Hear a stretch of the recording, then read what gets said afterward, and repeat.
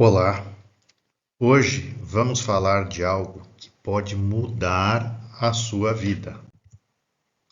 Você se lembra de algumas dessas situações?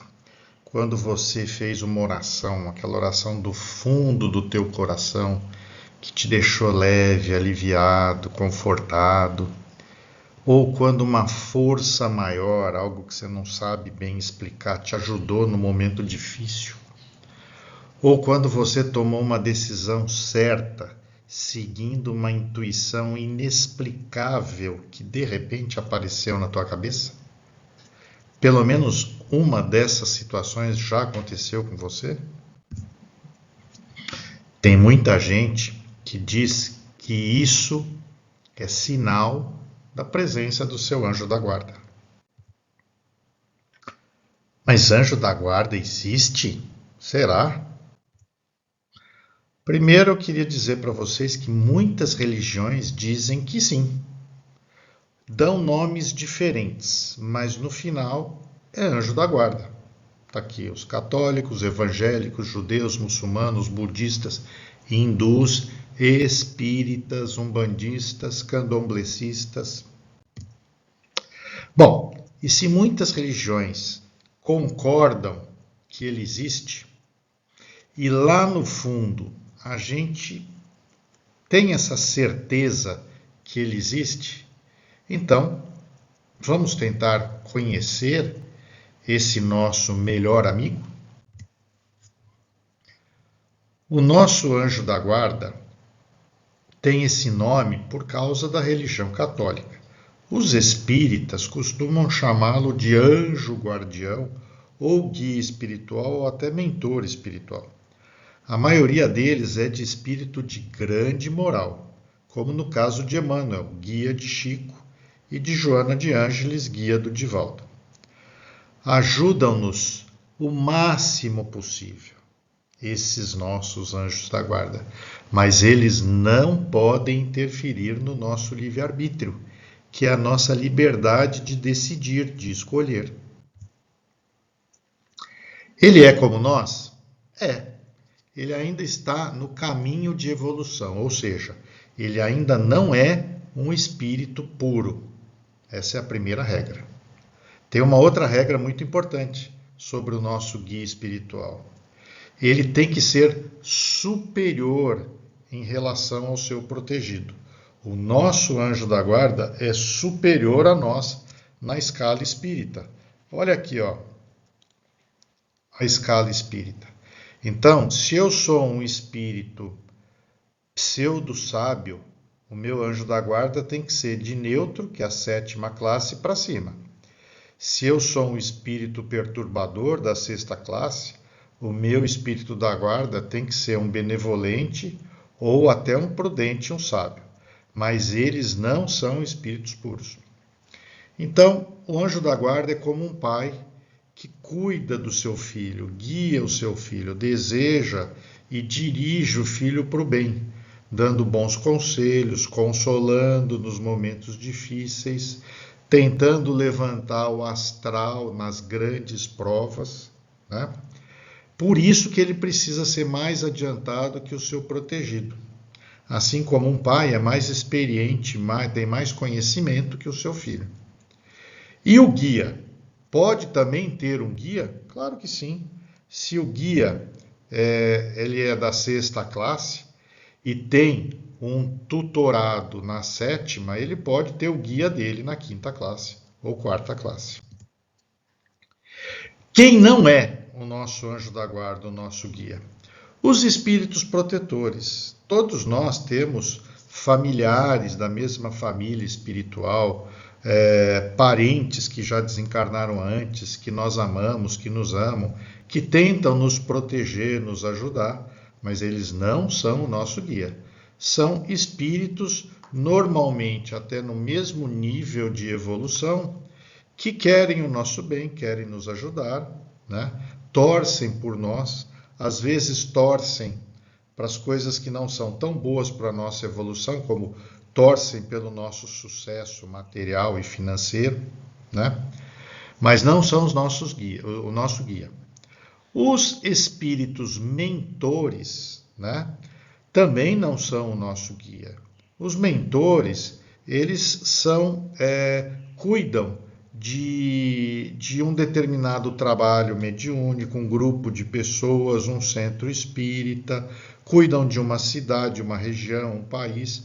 Os mentores cuidam de grupos, grupamentos, mas não são o guia espiritual de um determinado indivíduo.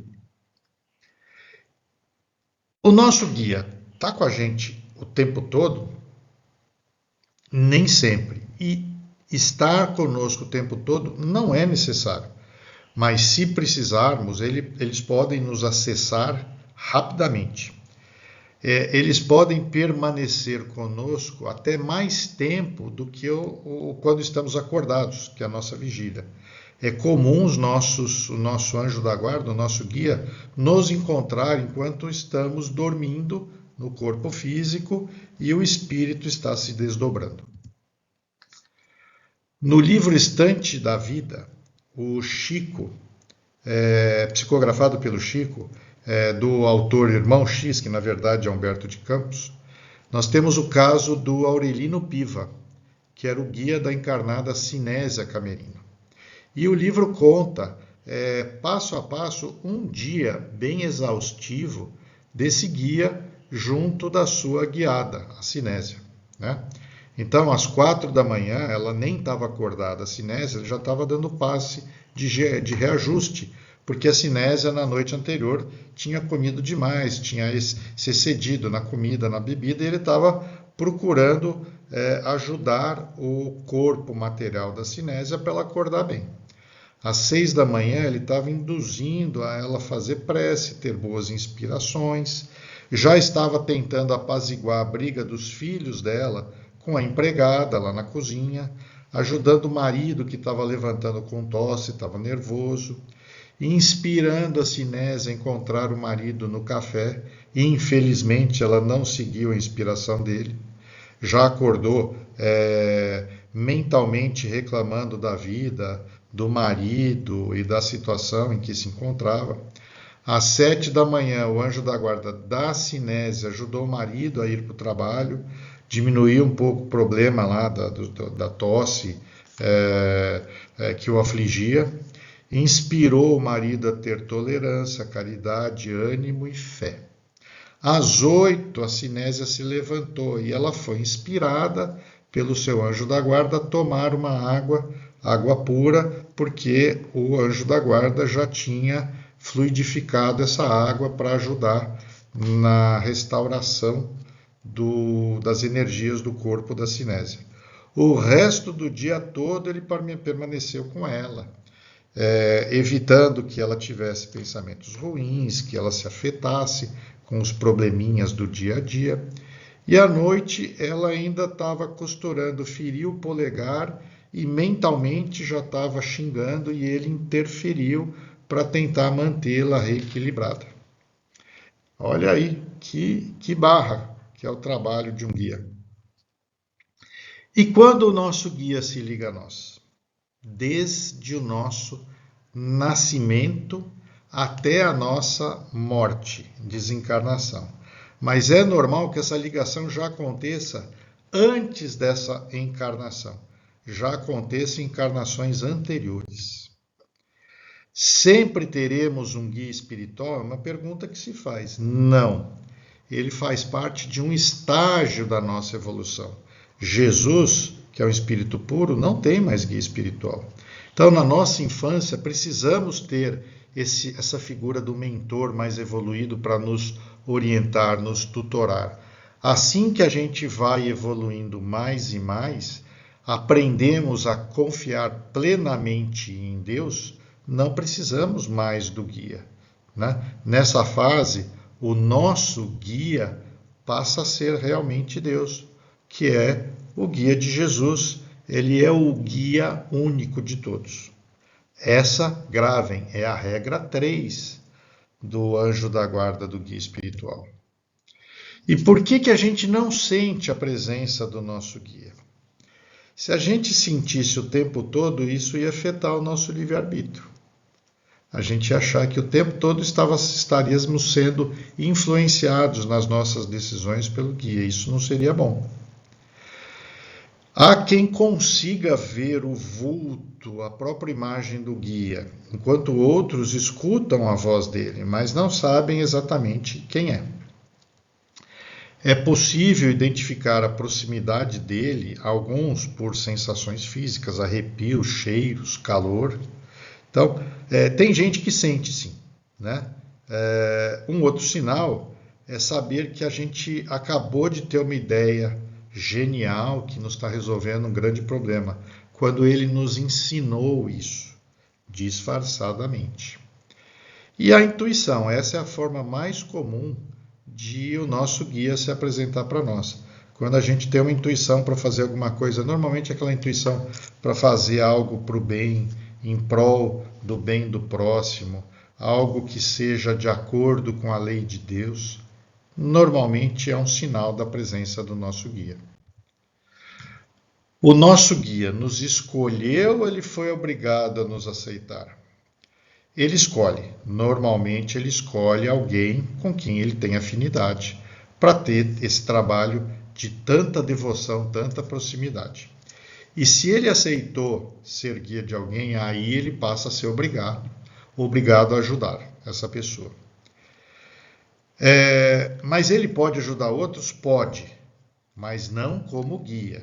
Como guia, que é um trabalho quase que exclusivo, ele vai ter que se dedicar a quem ele escolheu. E tem situações em que o guia tem que desempenhar alguma missão importante e ele se desliga do guiado por algum tempo. Mas, nessas situações, ele é substituído automaticamente. Regra 4. Ninguém fica sem guia. Ricardo, eu quero saber o nome do meu guia. O que eu posso dizer é que nós conhecemos o nosso guia muito bem, mas a maioria de nós não lembra do nome dele. Nós somos espíritos familiares, normalmente já vivemos juntos em vidas passadas e criamos uma afinidade muito forte. Mas a maioria de nós não lembra do nome do nosso guia. E aí vem a pergunta, é importante saber o nome dele? Porque se precisarmos pedir ajuda para ele, é só pedir, mentalizar, pensar, meu guia. Ele vai nos atender, vai nos escutar, vai nos acudir. Grandes médiuns como Chico e Divaldo demoraram para descobrir o nome de seus guias. Divaldo, por exemplo, só foi saber do nome da Joana de Ângeles quando ele tinha 45 anos. E ele viveu até 98 anos. Então, só 53 anos dos 98, ele soube o nome da sua guia espiritual. Chico já foi mais precoce. Com 21 anos, ele ficou sabendo da existência do Emmanuel. Tá? E aqui uma curiosidade. Tem gente não, o próprio Chico disse que por volta de 2000, o Emmanuel estaria reencarnando e que Chico iria virar o guia de Emmanuel. Aí vem as perguntas. Chico ficou 2 anos sem guia? De jeito nenhum. Emmanuel, quando guiava Chico, tinha guia? Tinha sim, pelas regras, tinha. E provavelmente Chico não poderá ser guia de Emmanuel. Por quê? Porque o guia tem que sempre ser mais evoluído que o guiado. O nosso guia pode nos ajudar a ganhar na loteria, ou arrumar um marido, ou arrumar uma esposa? O nosso mentor nos acompanha como um guia, ajudando-nos a crescer moral e espiritualmente. Vou repetir, crescer moral e espiritualmente. Não é função dele. E eles são mais evoluídos que nós, atrair fortuna, trazer facilidades na vida terrena para nós, arrumar marido, isso não é a função deles. O nosso mentor nos ajuda a vencer nossas provas e expiações, com paciência, equilíbrio, resignação, trabalho, honestidade, tolerância, caridade e amor ao próximo. É isso que é importante para ele, porque ele sabe que é isso que é importante para nós aprendermos, para evoluirmos até Jesus, até sermos um espírito puro. Os guias invisíveis do homem não poderão de forma alguma afastar as dificuldades materiais dos seus caminhos evolutivos sobre a face da Terra. Isso está no livro Emmanuel, psicografado por Chico. Não é que ele não pode ou não consegue mudar as coisas ruins da nossa vida. Ele tem poder para isso, mas ele não quer. E ele não quer porque, ao vencer as provas e expiações, o seu protegido fica mais evoluído, mais instruído. É isso que ele quer para nós. Porque esse realmente é o maior bem para nós. Então ele atua dentro da vontade de Deus, sem contrariar o plano de Deus, sem infringir as regras. Além disso, é importante frisar que toda atuação do nosso guia se faz respeitando o nosso livre-arbítrio. Senão, a gente não teria mérito nas nossas conquistas. Criminosos e assassinos também têm guia espiritual? Sim, todos nós temos, inclusive os criminosos e assassinos. E pergunto aqui, mas nós não fomos criminosos e assassinos numa encarnação passada? Quer dizer que por isso a gente não teria direito a ter o guia? Tivemos, temos e eles têm. Por mais desmerecedores que nos achemos diante de Deus, somos sempre amparados por esse companheiro. Que bom saber disso, né? Na questão 495 de O Livro dos Espíritos, São Luís e Santo Agostinho nos dizem que sempre temos ao nosso lado, por ordem de Deus, o nosso guia, para nos aconselhar, sustentar, ajudar, apoiar, independente de onde estejamos, hospitais, antros do vício, até na nossa própria solidão e depressão. Nosso guia pode desistir da gente se a gente errar muito? Óbvio que ele fica feliz quando aceitamos a ajuda que ele nos dá, quando seguimos suas intuições, quando fazemos o bem ao invés do mal, ajudamos, amamos.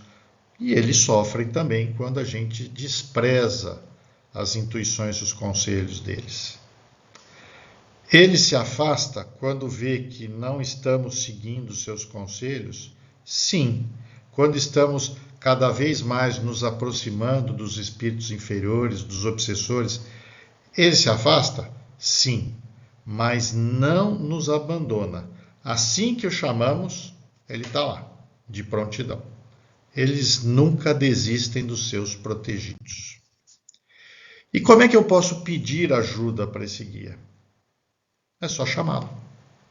Simples assim. Não precisa de prece decorada, fazer Pai Nosso, Ave Maria, nada disso. É só elevar o pensamento, sintonizar com as energias de amor, perdão, humildade e compaixão. Se quiserem fazer uma prece, não precisa ser nada decorado. Já estamos em contato com eles. Aí é só fazer o pedido. Eu queria finalizar a mensagem de hoje com essa prece ao guia espiritual escrita por Jorge Cardelis. Eu a acho muito bonita.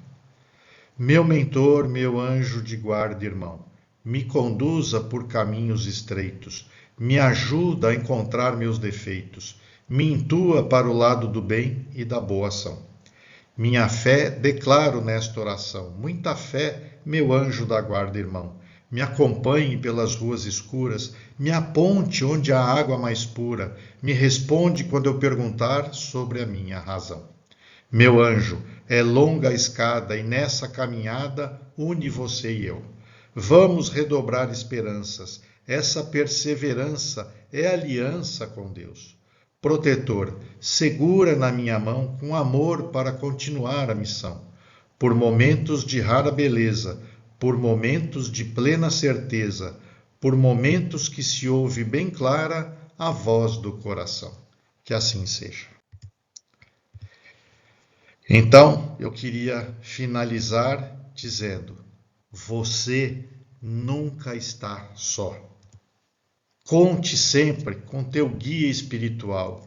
Ele é teu melhor amigo. Acreditar nisso poderá mudar a tua vida. Nesse instante, peço que elevemos o nosso pensamento ao mais alto, nos conectando com todos aqueles que vêm até nós em nome de Jesus. Prece de Cáritas. Deus, nosso Pai, que sois todo poder e bondade, dai força àqueles que passam pela provação. Dai luz àqueles que procuram a verdade. E ponde no coração do homem a compaixão e a caridade. Deus, dai ao viajante a estrela guia, ao aflito a consolação, ao doente o repouso. Pai, dai ao culpado o arrependimento, ao espírito a verdade, à criança o guia, ao órfão o Pai. Que a vossa bondade se estenda sobre tudo que criaste. Piedade, Senhor, para aqueles que não vos conhecem, e esperança para aqueles que sofrem. Que a vossa bondade permita aos Espíritos Consoladores derramarem por toda a parte a paz, a esperança e a fé. Deus, um raio, uma faísca do vosso divino amor pode abrasar a terra. Deixai-nos beber da fonte dessa bondade fecunda e infinita, e todas as lágrimas secarão. Todas as dores acalmar-se-ão. Um só coração, um só pensamento subirá até vós, como um grito de reconhecimento e de amor. Como Moisés sobre a montanha, nós vos esperamos com os braços abertos. Ó bondade, ó poder, ó beleza, ó perfeição. Queremos, de alguma sorte, merecer vossa misericórdia. Deus, dai-nos a força no progresso de subir até vós. Dai-nos a caridade pura. Dai-nos a fé e a razão. Dai-nos a simplicidade, que fará de nossas almas o espelho onde refletirá um dia a vossa santíssima imagem. Que assim seja.